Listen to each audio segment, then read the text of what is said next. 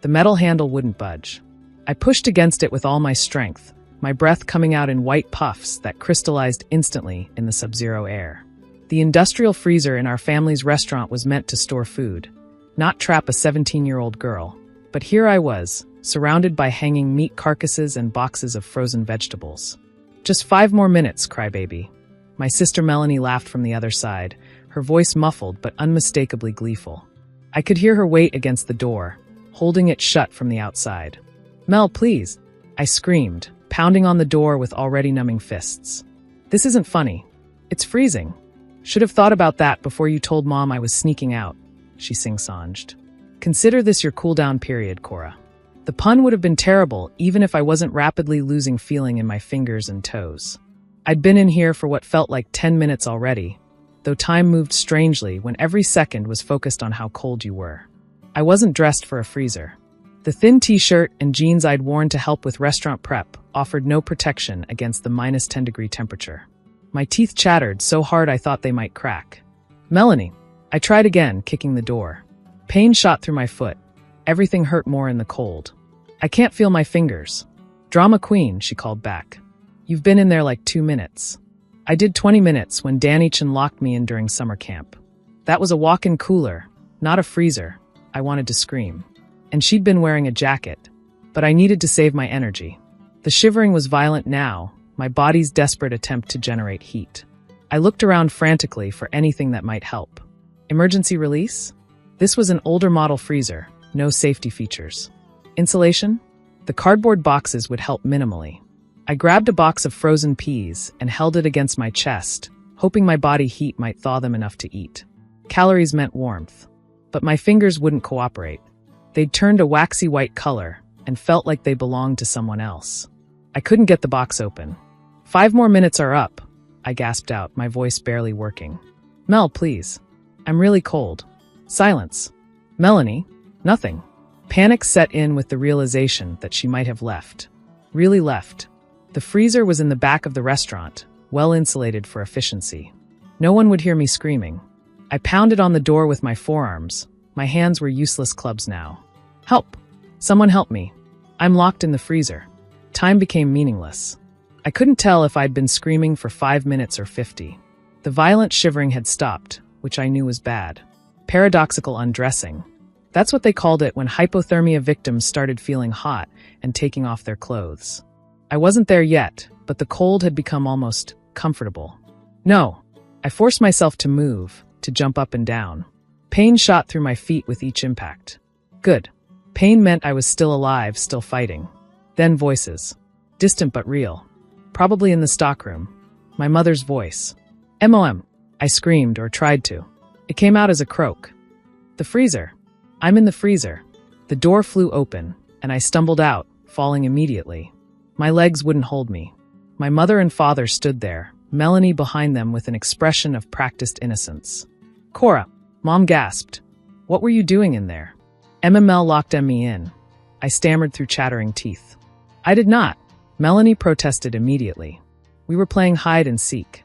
I was in the dining room the whole time." She must have gotten stuck. "We weren't playing anything," I tried to say, but my parents were already constructing their narrative. "This is why we don't play games during work hours," Dad scolded, wrapping his jacket around me. "You could have frozen to death with your foolishness." I held up my hands. Even I could see they were wrong, white and waxy, some fingers turning gray-black at the tips. "Hospital," I managed. Mom's face changed when she saw my hands. "Oh my God. Mark, we need to go. Now." The car ride was a blur of pain as my extremities began to thaw. Thawing, it turned out, hurt worse than freezing. I screamed when the feelings started returning. Thousands of needles stabbing simultaneously. At the emergency room, everything moved fast. The triage nurse took one look at my hands and feet and rushed me back immediately. Dr. Teresa Kraft appeared within minutes, her face professionally calm, but her movements urgent. "How long were you in the freezer?" she asked while examining my fingers. "I don't know. Maybe 30 minutes? 45, she frowned. "At what temperature?" "The industrial freezer. -10, maybe -15. Dr. Kraft's eyes sharpened. "You were locked in an industrial freezer for 45 minutes? She looked at my parents. "How did this happen?" She was playing hide and seek, my mother said quickly. Kids being kids.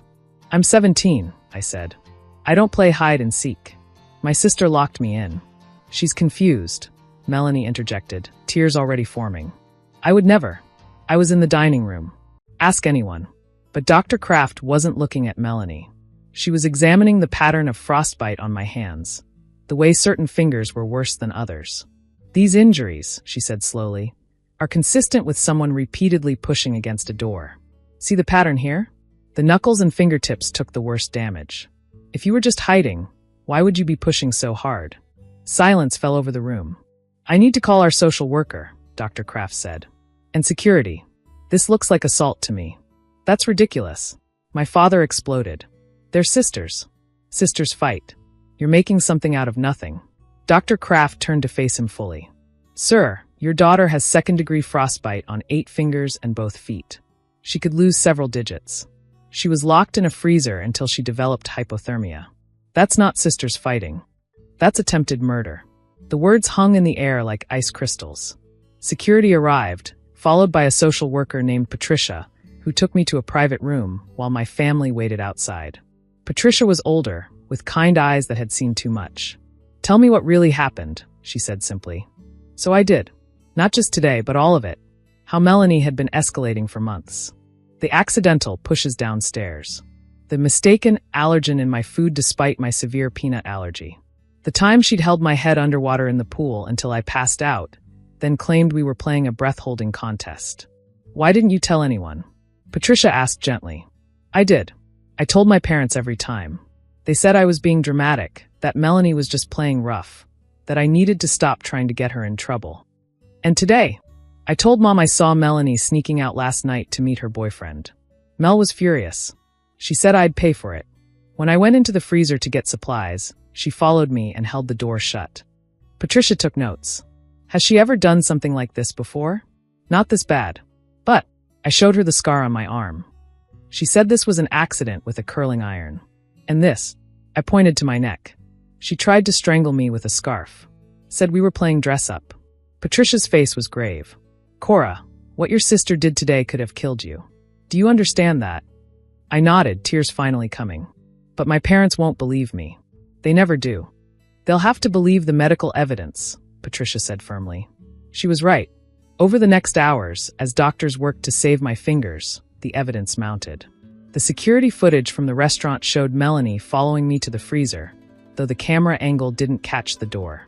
But it did show her standing there for exactly 43 minutes before walking away. It showed her passing by the freezer multiple times without checking if I was out. Most damning was her text to her boyfriend. Ella locked the snitch in the freezer. Let's see how cool she is after an hour faced with tears of joy. By the time detectives arrived, even my parents couldn't maintain their denial. Not with my fingers black with frostbite, not with the evidence mounting, not with Dr. Kraft's detailed medical report explaining how close I'd come to death. She could have died, the detective, Officer Martinez, told my parents bluntly. Your daughter was approximately 15 minutes from severe hypothermia. The frostbite damage is extensive. This wasn't a prank, it was torture. Melanie was arrested that night. As they led her away, she turned to me with pure hatred in her eyes. This is your fault, she hissed. You always ruin everything. My parents, faced with the collapse of their perfect family narrative, turned their anger on me. How could you let it get this bad? Mom demanded. You should have tried harder to get out. She held the door shut, I said numbly. For 43 minutes. You're stronger than her. You could have pushed harder. Even now, even with my bandaged hands and the 4 dripping warming fluids into my body, they blamed me. The next days were a blur of treatments. Rewarming therapy. Antibiotics to prevent infection. Surgery to remove dead tissue. I lost the tips of 3 fingers and 2 toes. The nerve damage was extensive. I'd never have full sensation in my hands again. But I was alive. The trial was swift. Melanie's text message, the security footage, the medical evidence. It all painted a clear picture. She was tried as an adult for attempted murder and aggravated assault. The judge, reviewing her history of accidents involving me, showed no leniency. The defendant showed a pattern of escalating violence against her sister, Judge Williams said during sentencing. This was not a momentary lapse in judgment, but the culmination of years of abuse that the family enabled through willful blindness. I sentenced Melanie Crawford to 15 years in prison. My parents were also charged with neglect and failure to protect. They received probation but lost custody of my younger brother, who went to live with our aunt.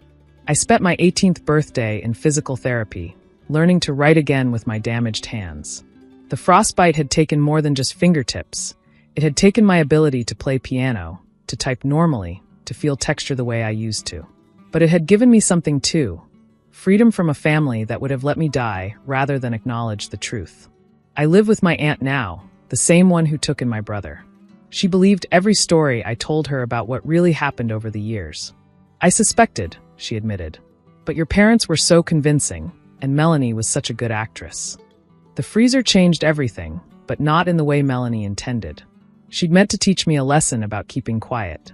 Instead, the blackened fingers became evidence no one could ignore. The frostbite spoke louder than I ever could. Sometimes I dream about the cold, about pounding on that door while my sister laughed, about my parents finding me and immediately blaming me for being there. In the dreams, no one comes. I freeze solid while Melanie holds the door. But then I wake up in my warm bed, in my safe home, and I flex my damaged fingers. They ache in the cold now, probably always will. But they work. They type. They hold things. They're proof that I survived. The restaurant closed after the trial. My parents couldn't face the community knowing what had happened in their freezer. They moved away, sending me a letter saying I'd destroyed the family. But I didn't lock anyone in a freezer. I didn't hold a door shut while my sister screamed and pounded and slowly froze. I didn't find her and blame her for being there. I just survived. And finally, someone believed me. The frostbite took parts of me I'll never get back.